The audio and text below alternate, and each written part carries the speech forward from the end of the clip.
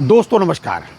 एक सूचना, एक अपडेट कह सकते हैं आप इसको, कि जो अभी 13 तारीख को जो बातचीत हुई आईबीए और यूएफबी के बीच में, मेरा मतलब वही जो मेडिकल के बारे में, जो हेल्थ इंश्योरेंस के बारे में मेन बात वही हुई, बाकी तो कुछ कह ही नहीं पाए। उसमें पहले दुनिया भर की बातें आईबीए ने कही कि नहीं साहब, हम तो इसकी लिमिट नहीं बढ़ाएंगे, जो भी इंश्योरेंस की लिमिट है। बाद में फिर लिमिट बढ़ा भी दी गई, और ये बढ़ा दी गई इस स्केल से इस स्केल तक इतना था, अब इतना हो गया, इस स्केल से इतना था, अब यहाँ तक हो गया, बाद में 5 बढ़ने बाद फिर इतना कर दिया गया जी। बहरहाल इस तरीके से चलिए भाई कर दिया गया। रिटायरीज़ के लिए बताया गया कि साहब आपके जो फिजिकली मतलब मेरा मतलब मेंटली चैलेंज लोग हैं फैमिली में, डिपेंडेंट्स में बच्चे, वो आपके जो इंक्लूड कर लिए जाएंगे। बड़ी अच्छी बात है। लेकिन बाद में ये भी कहा कि इसका पैसा आपको खुद देना पड़ेगा। अच्छा भाई, अब सवाल ये है कि बड़े खुश होकर के चले आए ये यूएफबी वाले कि साहब जो है लिमिट बढ़ गई। इंश्योरेंस जो भी कवर होता था पहले कि अप टू दिस एक्सटेंट यहाँ तक कवर है, इतने लाख तक कवर है, अब इतने लाख तक हो गया। अब अचीवमेंट मान के खुश हो गए। भैया एक बात बताइए, टॉपअप के बारे में भी बताया कि उसका पैसा आपको ही देंगे, ये चलिए वो बात मान ली। लेकिन जो बेस है, बेस इंश्योरेंस प्रीमियम है, बेस पॉलिसी है, उसको बढ़ाया, सुनने में बड़ा अच्छा लगता है। लेकिन जो वर्किंग वाले लोग हैं, जो लोग काम कर रहे हैं, उनका प्रीमियम का पैसा तो बैंक देगी, चलिए ठीक है, उनके लिए अच्छी बात है। लेकिन so far as retirees are concerned, उनका बेचारों का क्या है? उनके लिए तो और समस्या पैदा कर दी आपने भाई साहब, उनके लिए समस्या और बढ़ गई। पहले था कि भाई इतना ही है, उसका प्रीमियम आपको देना है। हम लोग ये डिमांड कर रहे थे, हम लोग का मतलब है सारे रिटायरीज पेंशनर्स ये डिमांड कर रहे थे कि इस पर जो है ये जो प्रीमियम है ये बैंक अपने प्रॉफिट से बियर करे। अरे भाई, हम लोग वो हैं, वो वॉलंटियर्स हैं, वो सिपाही हैं, वो कॉमरेड्स हैं जो सींच करके बैंक को यहाँ तक लाए हैं। बहुत अच्छी तरीके से हमको याद है कि 25,000 50,000 तक का रिमिटेंस होता था तो कितनी सावधानी से हम लोग जाते थे। अब आजकल करोड़ों को होता है, कोई बातें नहीं होती है। लेकिन वहाँ से यहाँ तक की जो यात्रा की, उस यात्रा में जो खून पसीना श्रमदान और अपनी जो जीवन की आहुति की है, वो रिटायरीज़ के कोटे में जाना चाहिए और जाता है भाई साहब, वो माने या ना माने। हमको क्या मिला? हमारे लिए तो और समस्या खड़ी हो गई भाई साहब कि पहले मान लीजिए हमारे पास इतना था कि हम 2 लाख का करा लेते, छुट्टी पाते, ये जितने का करा लेते, बेस जो भी था प्रीमियम। अब सवाल ये है कि अब मिनिमम इतना हो गया और प्रीमियम हम ही को देना है। अब तो ये हो गया कि कोई सामान इतने से कम हम खरीद नहीं सकते, और पैसा हमारे पास है नहीं, देना आपको चाहिए, वो आप दे नहीं रहे। हम कहाँ से जीते? काहे की वाहवाही भाई कर रहे हो ये लोग। तो AIBRF ने क्या किया? इसका विरोध किया। वो मैं सर्कुलर डाल रहा हूँ उसका कि साहब ये इसका हम विरोध करते हैं।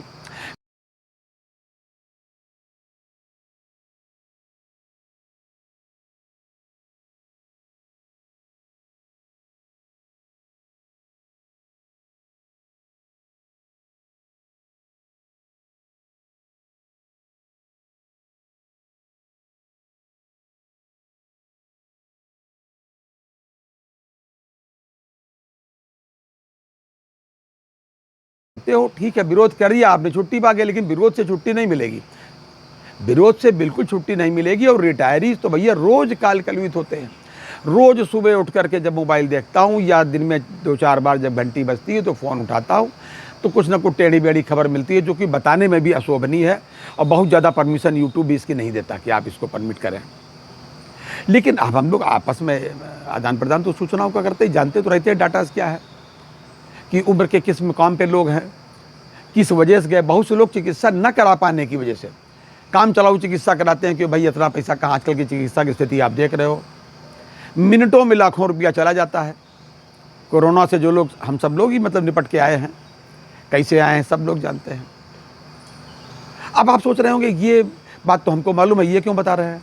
मैं भाई साहब केवल और केवल इसलिए बता रहा हूँ, प्लीज़ आप नोट करें, अपना कमेंट मुझे बताएं कि क्या मैं सही हूँ या नहीं।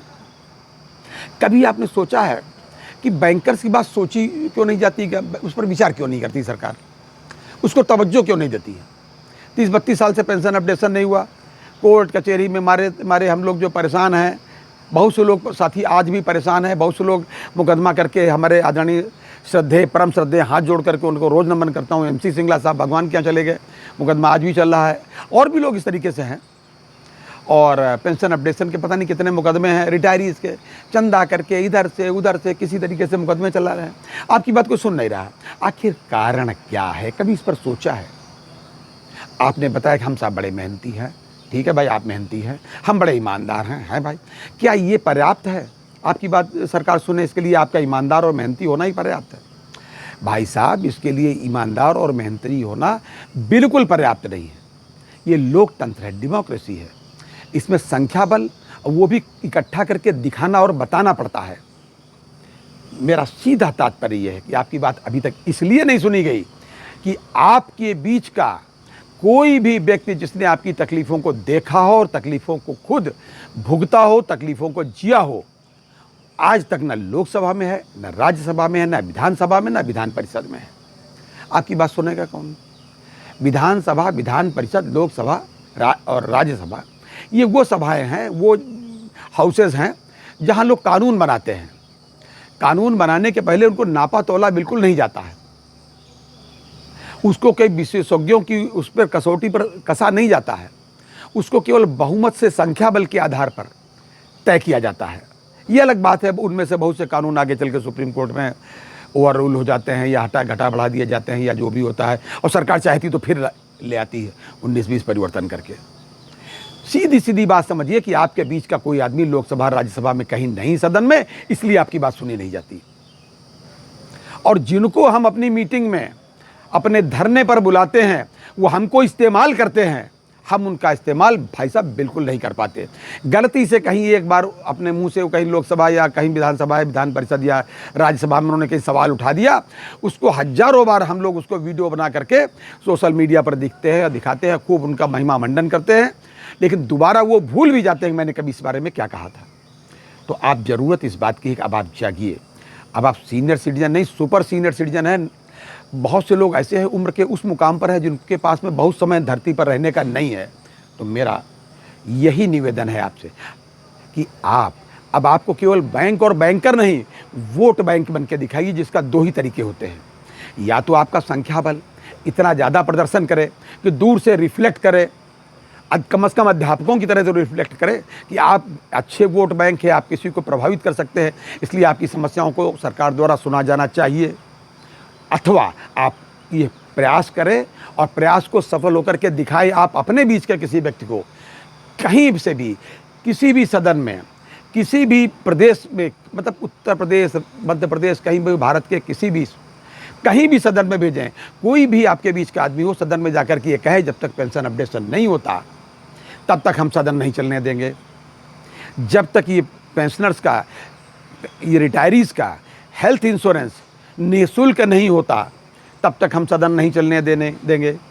आयुष्मान योजना माननीय प्रधानमंत्री जी ने जो चलाई है, वो भी बुज़ुर्गों के लिए, जो वरिष्ठ नागरिकों के लिए, उसकी उम्र जो 70 साल रखी गई है, जब तक वो उसकी उम्र घटा करके 60 साल नहीं की जाएगी तब तक हम सदन नहीं चलने देने। ऐसा कोई व्यक्ति है आपके बीच में?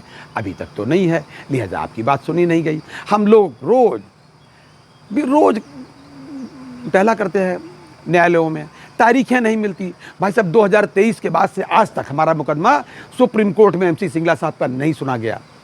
मुझे केवल यही बताना है। आप सोच रहे होंगे कि ये बात मुझे ही मालूम है, क्यों बता रहे हैं? सिर्फ इसलिए बता रहे हैं भाई साहब कि आपके बीच का कोई भी आदमी अभी तक सदन में नहीं है। तो अगली बार आप कोशिश करें, किसी भी दल में, जहाँ कहीं भी हो, जिस किसी भी प्रदेश में आप हों, अपने बीच के व्यक्ति को, और केवल वो व्यक्ति, ऐसा नाम का व्यक्ति नहीं, केवल वो व्यक्ति जिसने आपकी तकलीफ़ों को खुद देखा हो, खुद भुगता हो और खुद जिया हो, उसको सदन में भेजें। लेकिन उसके पहले जो CBPRO ने कहा है, हंगर स्ट्राइक की बात, भूख हड़ताल की बात, उसको भी सफल बनाएं। और MC सिंगला साहब का जो केस है, उसमें जो आपसे बन पड़े, वो एसोसिएशंस को, जो भी आपकी रिस्पेक्टिव एसोसिएशंस हों, अथवा जो सुप्रीम कोर्ट में वकील हों, आप जानते होंगे, आप सबको जानते हैं, नहीं तो मैं आपको बता सकता हूं, आप उनको जो सहयोग अपने तरीके से दे सकते हो उनको अवश्य दें। कम से कम हमारे आपके जीवन में ये MC सिंगला साहब का केस डिसाइड हो जाए और pension updation on RBI line अवश्य हो जाए। ये था हमारा आज तक का अपडेट और मेरा व्यक्तिगत निवेदन भी। अगली बार किसी अन्य अपडेट के साथ फिर हाजिर होते हैं, तब तक के लिए इजाज़त दीजिए। और हाँ, अपनी सेहत का पूरा ध्यान रखें। जय हिंद, जय भारत, नमस्कार।